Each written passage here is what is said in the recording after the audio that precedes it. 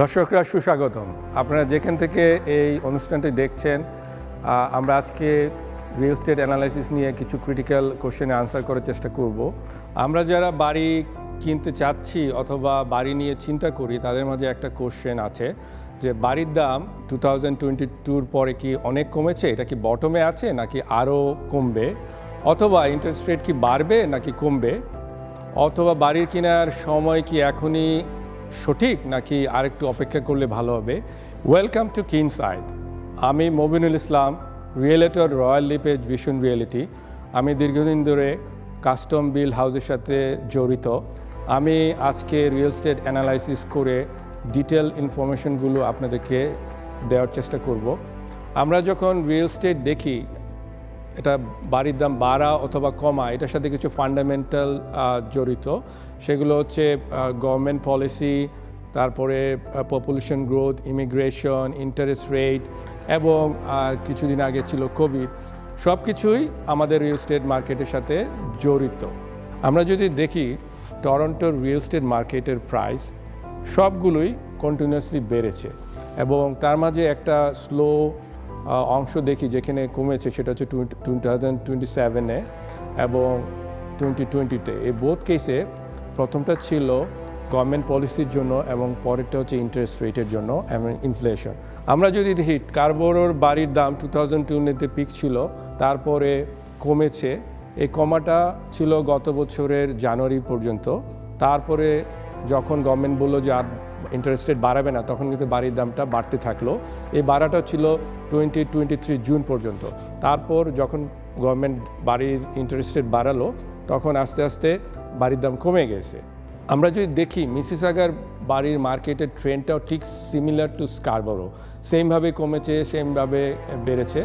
এবং আমরা যদি মানে ইস্ট এন্ড দেখি, হুইটবির বাড়ির দামটা কেমন হয়েছে, আমরা কিন্তু সেম প্যাটার্নই দেখতে পারবো। আমরা যদি স্কারবোরো দেখি, দেখেন একটা এভারেজ বাড়ির দাম ছিল 1.45, সে সবচেয়ে লোয়েস্ট ছিল 1.25, so which is like almost 30%। June পর্যন্ত যখন দাম বেড়ে এটা হয়ে গেছে 1.25, তখন দ্য ডিফারেন্স ছিল পিক থেকে মাত্র 1.13%। সো আমরা যদি দেখি সেকেন্ড বটম হচ্ছে ডিসেম্বর 2023 আর জানুয়ারি 2024, তাহলে আমরা যদি এই জিনিসটা জানি, আমাদের ডিসিশন মেকিংয়ের অনেক সুবিধা হয় যে আমরা আসলে কি মার্কেটে যাব কি যাব না। বাড়ির দাম বাড়া অথবা কমার জন্য ইন্টারেস্ট রেট একটা ক্রিটিক্যাল থিং, এবং আমাদের ইন্টারেস্ট রেটটা 2022-তে অনেকবার বেড়েছে, এবং যার রেজাল্ট আমরা দেখেছি যে বাড়ির দাম অনেক কমে গেছে। এবং ইনফ্লেশনটা যদি দেখি, সেম প্যাটার্নেও কিন্তু বেড়েছিল আবার কমেছে। এখন গভর্নমেন্টের প্রাইম রেট আমরা হিস্ট্রিক্যাল দেখি যে কোভিডের সময় ইন্টারেস্ট রেট ছিল অলমোস্ট 0%।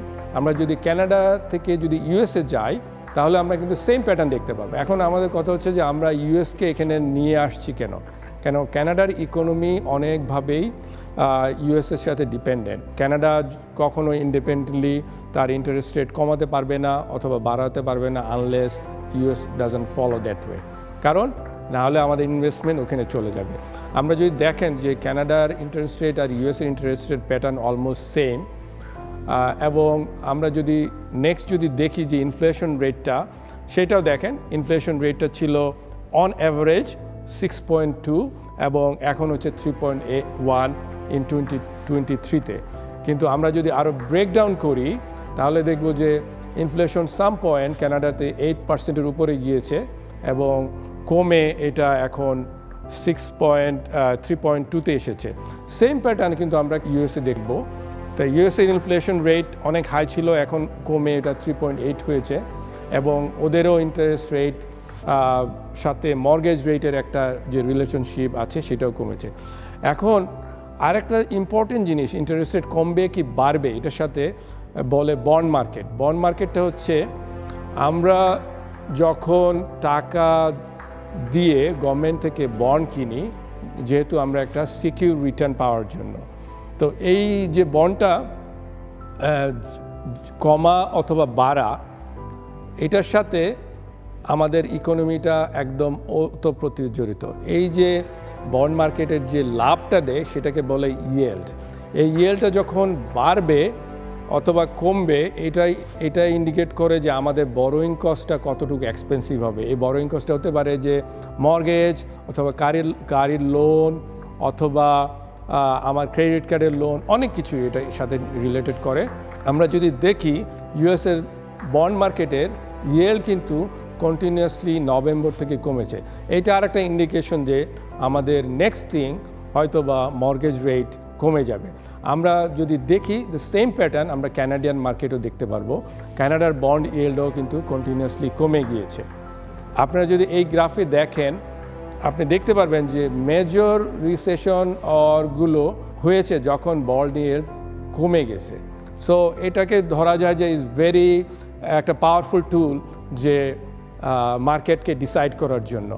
এখনও কোনো ঘোষণা আসেনি, কিন্তু আমরা অলরেডি দেখতে পাচ্ছি যে বিগ 5 ব্যাঙ্কগুলো তাদের ইন্টারেস্ট রেট কিন্তু অলরেডি কমিয়ে দিয়েছে। আপনি যদি দেখেন আমাদের এই স্লাইডে বিএমও বলেন সিআইবিসি সবাই কিন্তু 5 ইয়ার্স ফিক্সড রেট 5.05-এর কাছে নিয়ে আসছে এবং ভেরিয়েবল 6%-এর কাছে।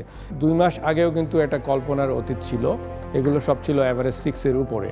তো এই জিনিসগুলো কারণটা কি, যে আমরা যে আগে বলেছি বন্ড মার্কেট দ্য ইকোনমি সব কিছুর সাথে কিন্তু এটা ওতপ্রোতভাবে জড়িত। রিসেন্টলি কিছু কিছু নিউজ এসেছে যেগুলো ভেরি অপটিমিস্টিক। আপনি যদি দেখেন মিড 2024-এ ওরা একটা ইন্টারেস্ট রেট কমাতে পারে এবং ইউএস ফেড বলেছে অ্যাটলিস্ট 2 থেকে 3 বার ইন্টারেস্ট রেট কমবে যদি ইনফ্লেশন রেট আনএক্সপেক্টেডলি না বাড়ে। তো এই জিনিসগুলো বলার কারণটা কি? কারণ হচ্ছে যে বেঞ্চমার্ক ইন্টারেস্ট রেট ইনফ্লেশন হচ্ছে 2%, কানাডার গভর্নর অথবা অতটুকু ওয়েট করবে না, কারণ economy already slow down. Artificial যে ইনডিউস রিসেশনের জন্য ইন্টারেস্ট রেট বাড়িয়ে ব্যাঙ্ক অফ কানাডা গভর্নমেন্ট করার চেষ্টা করেছিল, এরা এটাতে ভেরি সাকসেসফুল। তো সব কিছু যদি ঠিক থাকে মোস্ট লাইকলি এই বছর ফার্স্ট কোয়ার্টারে অথবা সেকেন্ড কোয়ার্টারে ইন্টারেস্ট রেট কমবে। কতটুকু কমবে দ্যাট ইজ দ্য কোয়েশ্চেন। আমার প্রেডিকশন বলে যে এটা হয়তো বা 0.25% করে 2 বারের বেশি কমবে না, কারণ ব্যাঙ্ক অফ কানাডা গভর্নর একটা সেফ পাতে যাবে, যেহেতু ইন্টারেস্ট রেটের কমালে যেন ইনফ্লেশনটা আরও না বেড়ে যায়।